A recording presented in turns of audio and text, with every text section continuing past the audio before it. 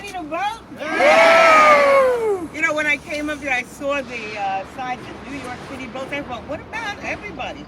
And she made it very clear that everybody has to be and is invested in this battle. As you know, I'm joined with by several of my colleagues. Senator, I will do the Senate first. I guess we will share the Assembly task, but I'm here with my Deputy Senator Gianaris, and Senator Hoylman, and Senator Leroy Comrie. I know more are on the way, but the fact that we are here today is really saying that our conference, as Onita said, we get it. We are sponsoring these bills. I know my early voting bill is co-sponsored in the Assembly by Assemblymember Kavanaugh. We get it. We have been trying to push forward common sense reforms, ethics reforms, voting reforms, and really the last time we were able to do something significant, I have to say, was when the Democrats had the majority. We were able to, I just want you to picture this, you register to vote, especially women, at 18 and you're not married. So you register with your maiden name.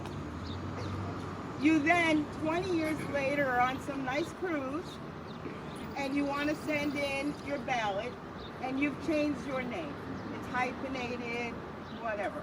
You send in your absentee ballot and they throw it away. How about, guys, when you registered to vote, you used your middle initial? And when you sent in your absentee ballot, you didn't use it. They threw your ballot out. Outrageous. We were able, when we had the majority, to say you can't do that. You can't pretend that Miss Walker, in my case, Miss Stewart, who is now Miss Stewart-Cousins, is not the same person. Yeah. You can't pretend that. And when we stopped that, we re-enfranchised so many people who voted absentee, again, especially women who might have had a name change at that time, and certainly, you know, everyone else who, for one reason or another, didn't use their initials or their titles. We could do better in New York. And what we're talking about here and what you'll hear are just common sense ways to say, let's make sure that eligible voters vote. We cry about people not participating, and yet we have hurdles that make it almost impossible for people who are not absolutely dedicated to making sure their vote is cast, being able to do that. We could do better. We will do better. You've got people who are standing with you. Let's vote better, New York. Thank you so much. Thank you very much. Thank you. Let me thank the great leader of our Democratic Conference, Andrea Stewart-Cousins, who's taken on such a great leadership role on this issue particularly, but on so many. Folks, we just came off of a presidential primary in New York. And if you followed the news around the country over the last several months, you've heard stories of record turnout in every state that was voting, except for New York. Our primary was competitive on both sides, and yet we had among the lowest. I think I saw a report that said we had the lowest turnout in the primary of any state in the country so far. That is outrageous that one of the biggest and most important states in the country has one of the lowest turnouts. Why is that the case? Why? Because we make it hard, if not impossible, for people to register to vote, to change their party registrations and vote in an election, to vote early, as you just heard in the early voting bill that we're trying to get passed. All these other states where they've enacted these reforms have record turnout.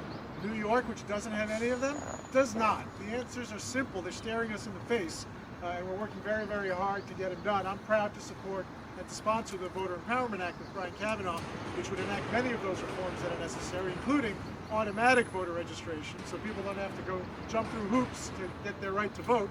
It would just happen automatically, which a number of states are now embracing as well.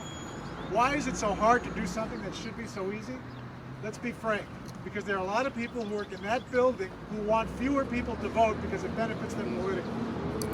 Okay? That is the real truth about what's happening here. You have a bunch of people fighting here. The movement is growing by the year. We're not going to rest until we get it done, and we're going to keep fighting every step of the way until we become with those wonderful people and so many more and celebrate success instead of pushing for more action. Thank you. Good morning, everyone. Good morning. Assemblymember Walker has had her coffee, so she finally now I got to try to keep my tone up to follow her. But I want to say that she laid out pretty much all of the major points that has to happen.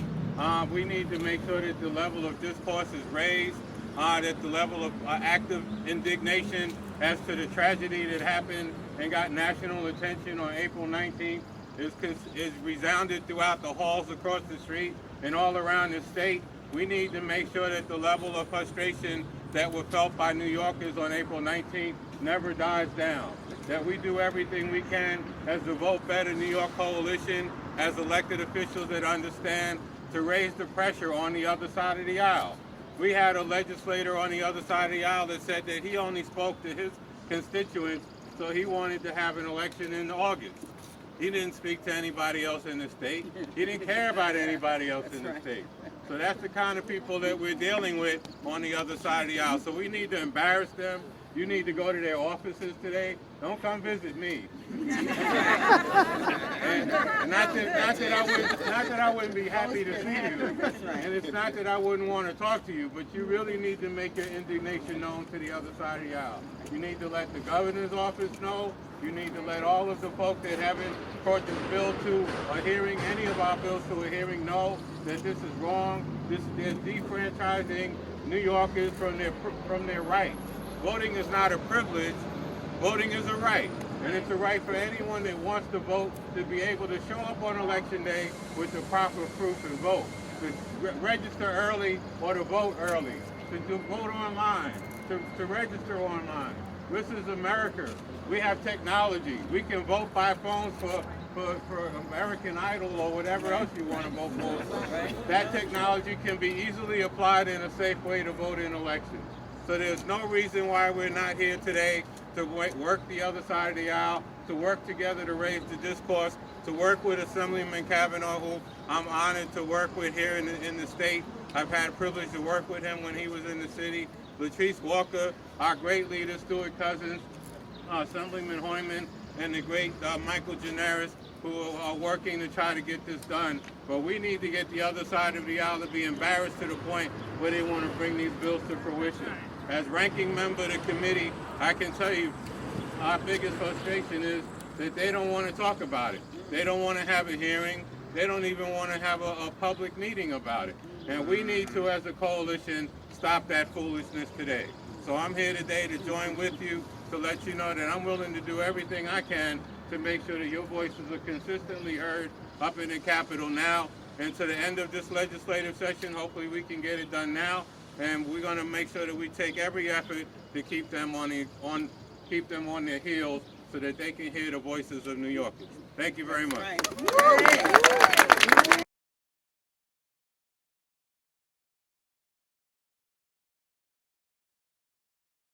Thank you.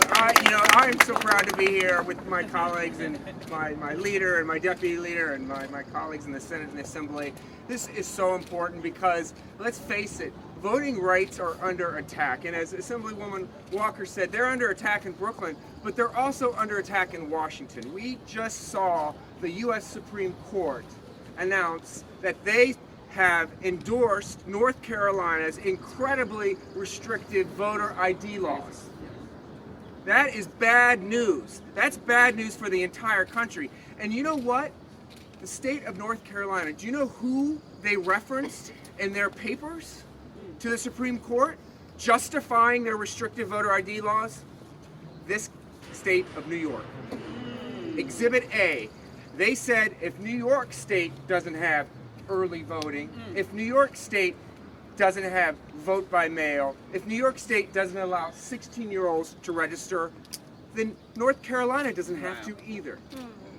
That's why it's so important that states like New York, that states that hold progressive values, put our money where our mouths are, get to work, let's pass this legislation, let's enfranchise everyone in the state of New York who wants to vote.